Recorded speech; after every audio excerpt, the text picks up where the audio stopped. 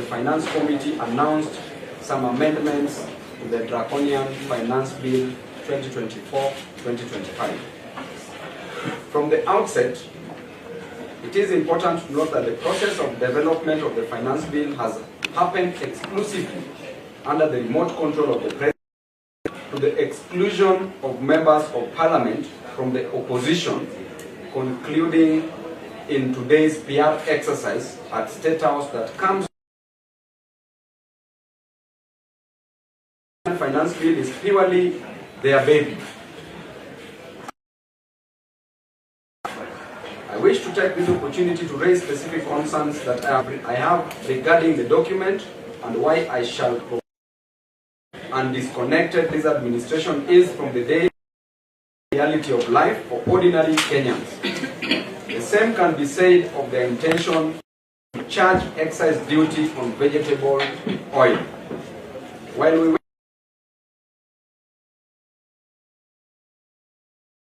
the most significant cost in the value addition of sugar, demonstrates how haphazard the Polish products will place undue burden on the people of Kenya.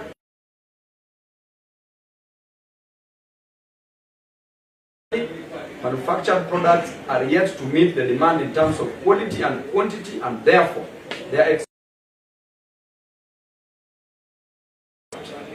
consequently, Kenyans are set to pay more for sanitary towels, diapers,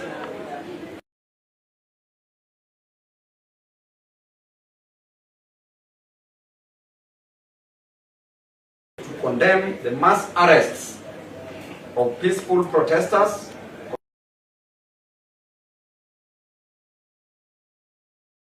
taken by time and is no longer acceptable. We demand for the immediate release of the people who have been arrested, for it is their constitutional right to picket and or to the William Ruto, Kenya is not your personal, and you will not silence the people.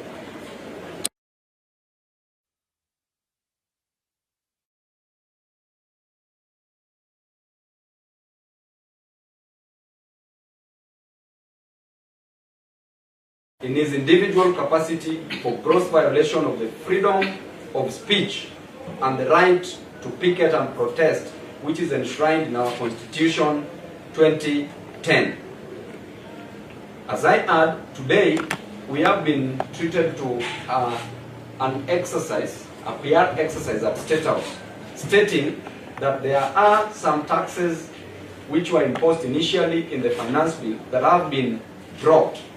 I want to state clearly that Kenya as a nation depends on 80% of imported goods, including toothpick, tissue papers, foodstuff, including eggs, chicken.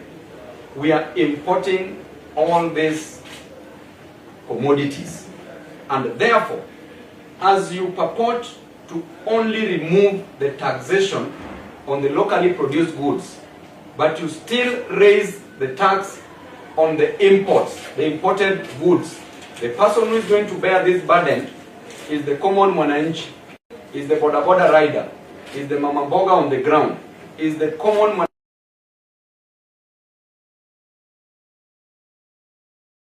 This is still going to raise the cost of living in our country. We are not going to accept to take it lightly, and we are urging Kenyans to still come out in large numbers, congratulating them for the demonstrations that they've held in Nairobi today.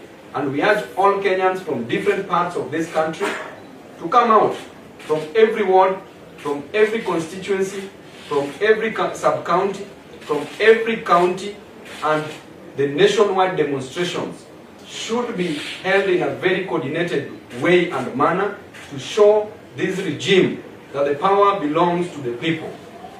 That Article 1 of the Kenyan Constitution gives us the mandate, gives the people the mandate that the sovereignty only belongs to the people and nobody else. Ruto, being the president of the country, has a fiduciary duty. He's only holding this seat in trust For Kenyans, this seat does not mean that it is his personal property. And therefore, without the removal of the taxes on the imported goods, which is further going to raise the cost of living, therefore, demonstrations must just proceed as they've started. We will soon join you in these demonstrations after our debates. And I urge all members of parliament to still vote no, vote against the draconian, the oppressive finance bill that has caused untold sorrows in the lives of Kenyans. In our education sector, we want education to be made free. We want free education at the high school level. We want free education at the university level. And we also want free health care. We want health to be made free because Kenyans are suffering. It is not just about creating a problem and then having a solution for that problem, as we've experienced today by the president. This cheap PR, we will not allow. You are only allowed to rig elections, but you cannot rig an economy. You cannot rig development. And now we are waiting for you. Asante sana. I invite my colleague, Honorable Amos Mwago, to say a word. Thank you, members of the 4 states. I join my colleague, Honorable Babu, in congratulating Kenyans, both online and even the ones who have presented themselves physically today in the streets of Nairobi in Starehe constituency.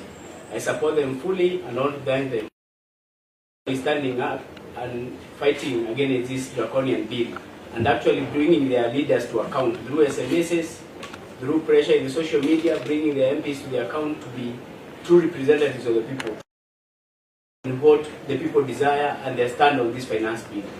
We support the people's stand on we are rejecting the finance bill in totality, and actually we join in condemning the police for actually harassing people who are purported to be their bosses. The voters are the ones who are being taxed so that the government run. They rely on the taxes from the people who are demonstrating today, and it's very impunitive to actually punish the people who are your bosses. As you keep on telling us that you respect your bosses, you should start by respecting your bosses. If you are making decisions that harass, that do not favor your bosses, you should respect those decisions. We are rejecting this finance bill in totality because in the last year we had another finance bill, 2023-2024, which we rejected, but they used their numbers and marshaled them in parliament. They marshaled their numbers in parliament and had it passed. But we are asking, what are the implications of the last year's finance bill? What has it gained for the people? The impact it has had on the economy, and how has it affected the livelihoods of our people? Before proceeding to another finance bill, we should be told how accountable and equitable was the last finance bill and how it has performed. Because we understand even the 11 targets, they missed them with the last year finance bill. So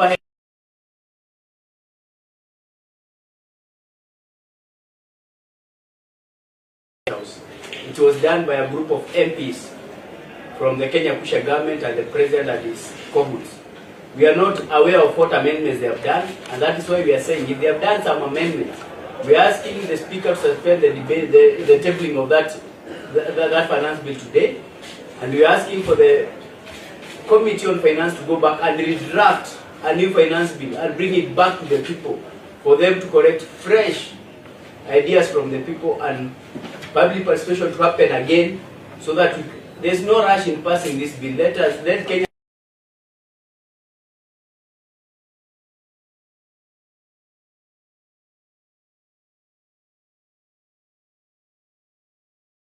and we're asking for total withdrawal of finance bill until they bring up another finance bill with the new amendments that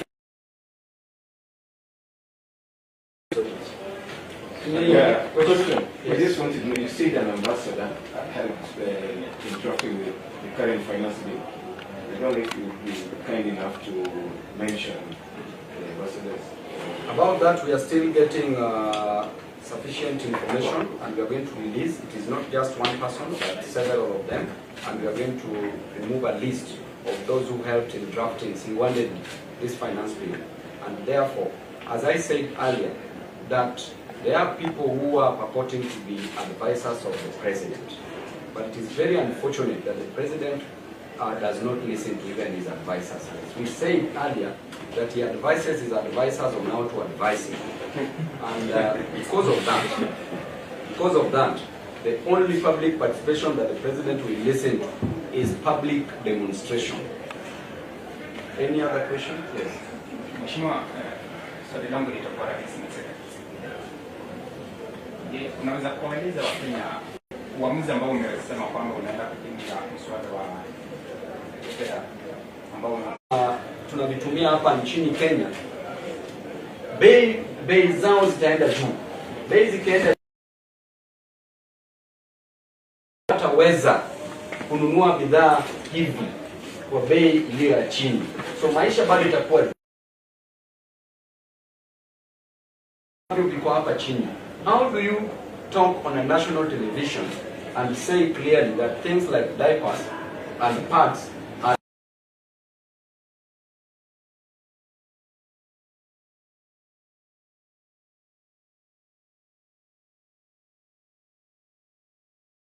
you go to some different parts of this country, you find that people are using clothes, taking dignity away from our girls and our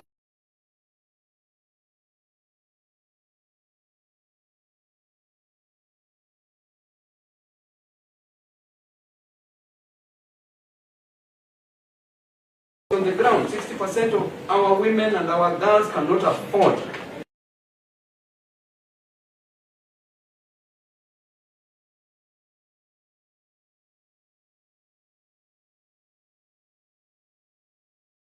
shameful, because we are taking the confidence, the dignity, and there will be serious stigma.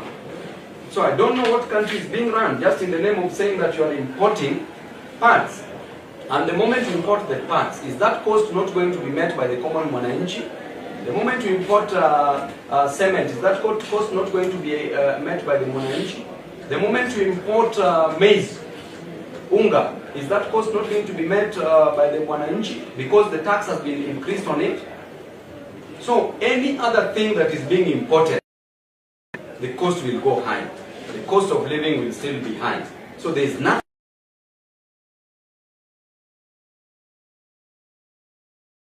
State House. And Ruto should come out and address them, not talking while he's scared.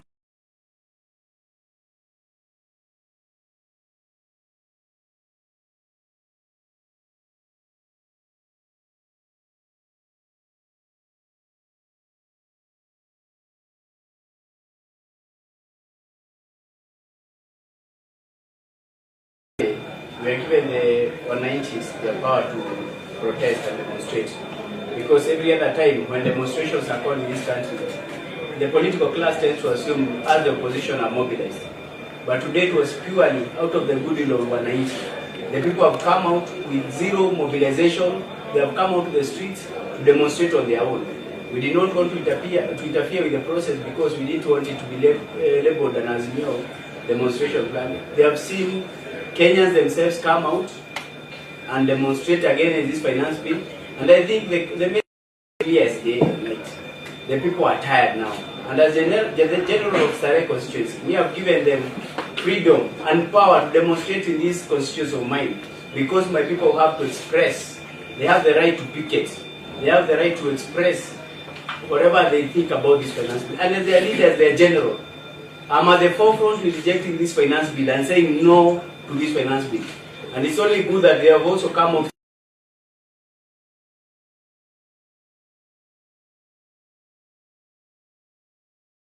at home and we have numbers with the